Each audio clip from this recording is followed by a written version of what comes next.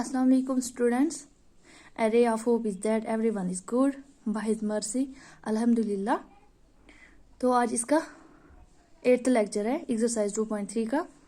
इसके हमने शायद 2 क्वेश्चंस किए थे, आज इसका तीसरा क्वेश्चन करना है। ठीक है, तीसरा क्वेश्चन क्या है सुनो ध्यान से। A large library found in the beginning of the month that it had 19,457 books. During the course of the month, it lent 7,654 books, but bought 13,871 books. Question: How many books were in the library at the end of the month? एक library है, उसमें books हैं। ठीक है, तो ये बताता है कि इसने मतलब ईयर का नहीं बताया, यहाँ पे क्या है मंथ का, कि एक मंथ में क्या होता है बिगनिंग में। तो बिगनिंग में इसके कितने सारे बुक्स हैं, मतलब टोटल बुक्स कितने हैं 19,457। तो अब क्वेश्चन यहाँ पे रेज होता है कि during the course of the month, मतलब जो कोर्स होता है ना एक मंथ का, कि जैसे कि मतलब हम पढ़ने के लिए जाते हैं या फिर मतलब कोई बुक लाते हैं पढ़ने के लिए, तो एक कोर्स होता है मंथ का। ठीक है, तो इसमें क्या है कि इट लेंट 7,654 बुक्स। ठीक है, लेंट मीन्स इसने उधार दिए, मतलब जैसे हम बोलते हैं ना उधार देना, कि इसने कितने बुक्स उधार दिए 7,654। ठीक है, अब यहाँ पे बट है, बट मीन्स अब लेकिन क्या किया, फिर बॉट 13,871 बुक्स। पहले इसने उधार दिए इतने सारे बुक्स, फिर इसने फिर से बॉट मीन्स इसने फिर से बुक्स लाए। कितने लाए 13,871 बुक्स। अब क्वेश्चन क्या है लास्ट में, how many books were in the library at the end of the month. अब हमें बताना है कि अब टोटल बुक्स कितने रह गए इस मंथ में लास्ट पे। ओके सॉरी, अब देखो मैंने इस क्वेश्चन को कैसे किया, ये आप अपनी कॉपी पे भी दे सकते हो। जो पीडीएफ मैंने आपको भेजी थी आपने उतारी होगी अपनी कॉपी पे। ओके, जरा देखो, total books in the beginning of the month लिखा है मैंने 19,457। अब during the course books lent कितने हुए, ये लेंट है, ये टेन नहीं है लेंट है।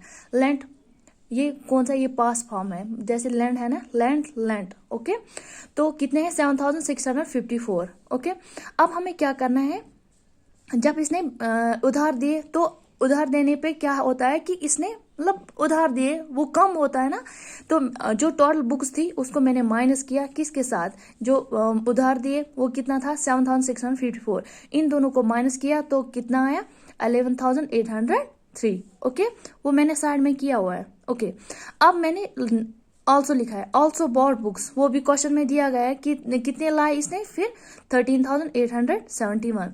तो लास्ट पे क्या है, so the number of books wire at the end of the month. मैंने ये लिखा है क्योंकि क्वेश्चन ऐसे ही है ना, इसीलिए समझ भी आता है, तो मैंने लिखा है अब नंबर ऑफ बुक्स बताना है कि एंड मंथ पे कितने रह गए।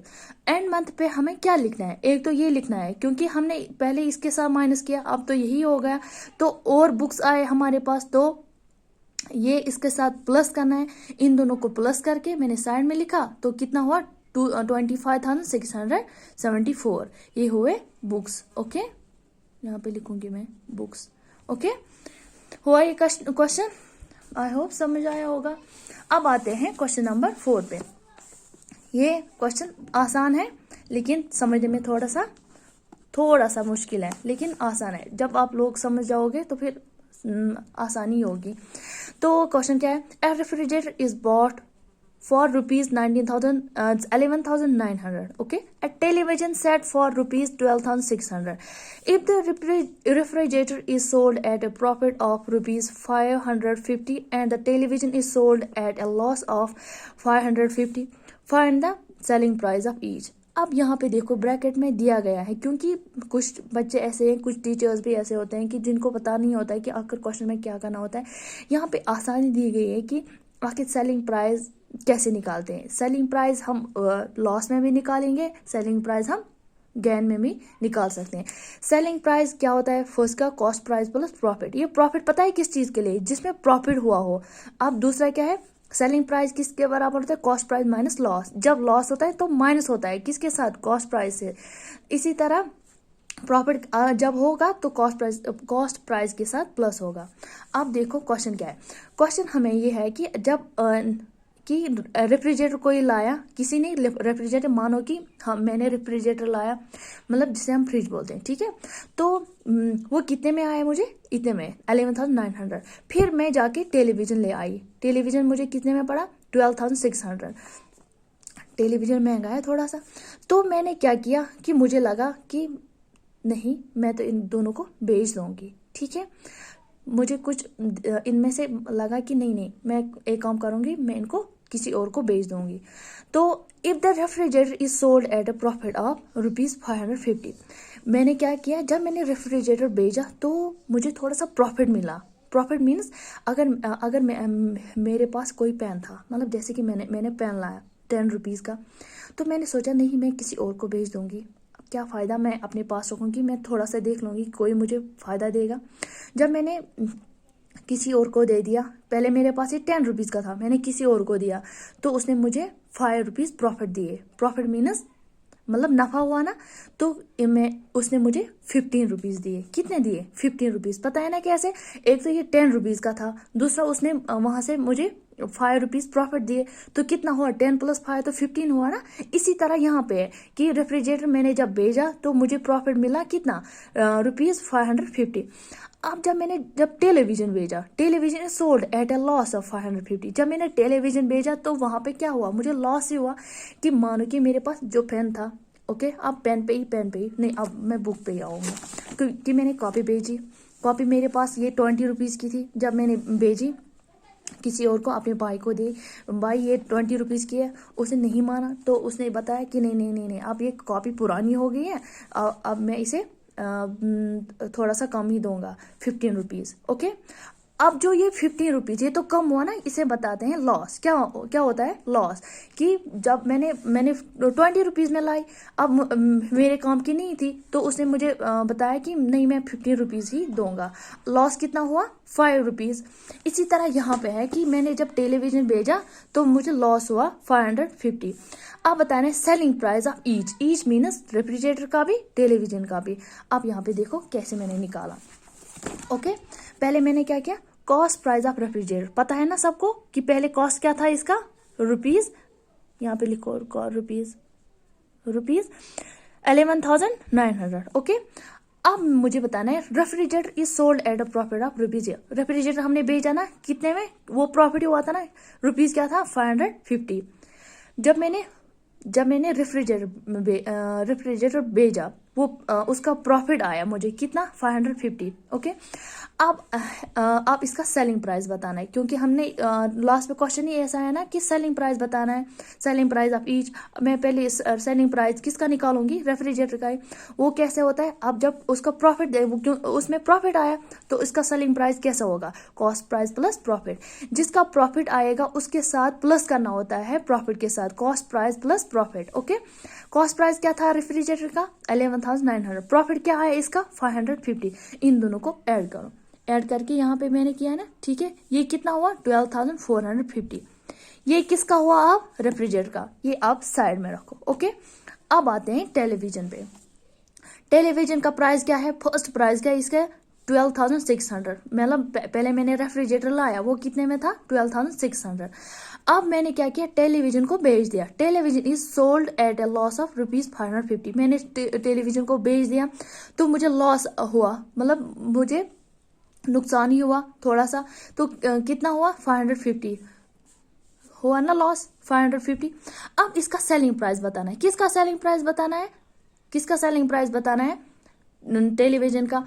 टेलीविजन का सेलिंग प्राइस जब बताएंगे तो वो कॉस्ट प्राइस होगा माइनस लॉस होगा। जो कॉस्ट प्राइस इसका था, जो इसका कॉस्ट प्राइस जो था माइनस लॉस, जो इसका लॉस हुआ, मतलब कितना पैसा लॉस हुआ इसका, ठीक है।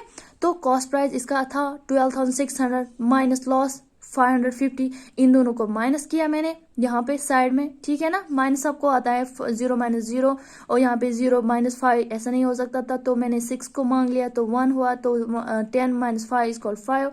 अब यहाँ पे 5 रह गया, 5 - 5 = 0। अब यहाँ पे 2 ऐसे ही, 1 ऐसे ही। ओके, 12,050। ये जो ये 0 होता है ना, ये साइलेंट रहता है, 12,050। ओके, समझ आया? हाँ, अब ये क्वेश्चन पूरा हो गया, क्योंकि पहले किसका बताना था? रेफ्रिजरेटर का और टेलीविजन का। रेफ्रिजरेटर में नफा आया था और टेलीविजन में नहीं, रेफ्रिजरेटर में नफा आया था और टेलीविजन में लॉस हुआ था। Okay, thank you. अब आते हैं क्वेश्चन नंबर 5 पे। क्वेश्चन नंबर 5 क्या है? Question number 5, 72 lakh 91,324 bags of wheat were stored in a godown.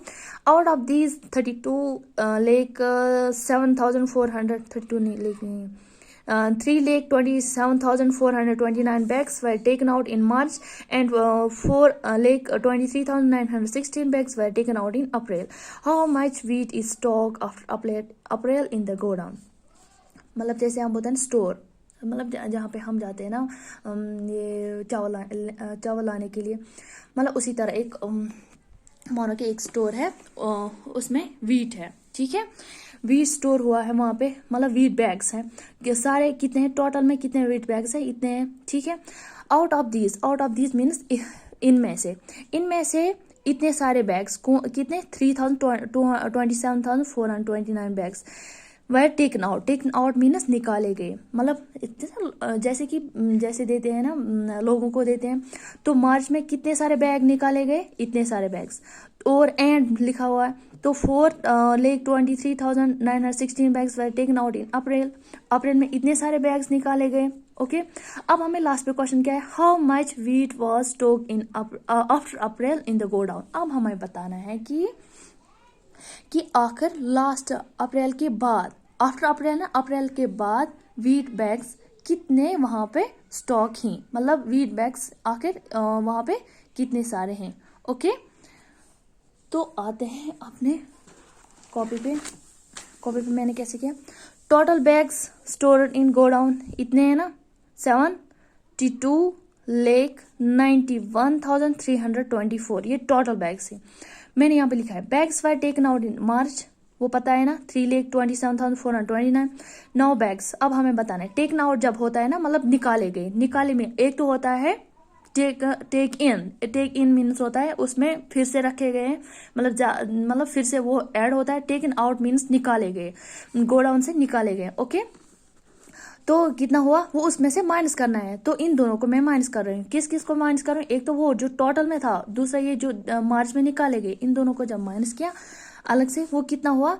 69 lakh 63,895। Okay, अब मैंने क्या किया? अब आते हैं दूसरे स्टेप पे। दूसरा स्टेप क्या है? Bags were taken out in April. अब जो अप्रैल में बैग्स निकाले गए वो कितने थे? 4 lakh 23,916। अब मुझे बताना है कि 9 बैग्स कितने हैं। अब मैं उसमें से नहीं निकालूंगी क्योंकि मैंने यहाँ पे ऑलरेडी इसका आंसर निकाला है टोटल के साथ। अब मुझे कौन सा वाला निकालना है? जो मार्च में है ना, मतलब जो मार्च में है, जो जब हमने मार्च में निकाला था तो उसका आंसर कितना आया? 69 lakh 63,895। अब उसके साथ माइनस करना है किसको? जो हम अप्रैल में निकाल रहे हैं, जो बैग्स हम अप्रैल में निकाल रहे हैं उसी के साथ माइनस करना है। ओके, तो इन दोनों का माइनस करके कितना है? 65 lakh 39,979, वो अलग से किया मैंने। तो अब हमें बताना है कि total wheat bags was stock after अप्रैल, वो इतना ही रह गया ना, जो अप्रैल के बाद, जो अप्रैल में हमने निकाले थे उसको उसके साथ माइनस किया था, तो जो आंसर आया वही तो हुआ ना। अब इसके बाद कहाँ से बैग्स आएंगे? ना जाएंगे, जितना है वहां पे वही हुआ। अप्रैल के बाद जो होगा वो इतने ही बैग्स हो गए। कितने? 65 lakh 39,979। Okay, thank you. अब फिर से अब इसका ये वाला लेक्चर में बाद में करूँगी अपलोड। ये है प्रॉपर्टीज ऑफ मल्टीप्लिकेशन। ओके।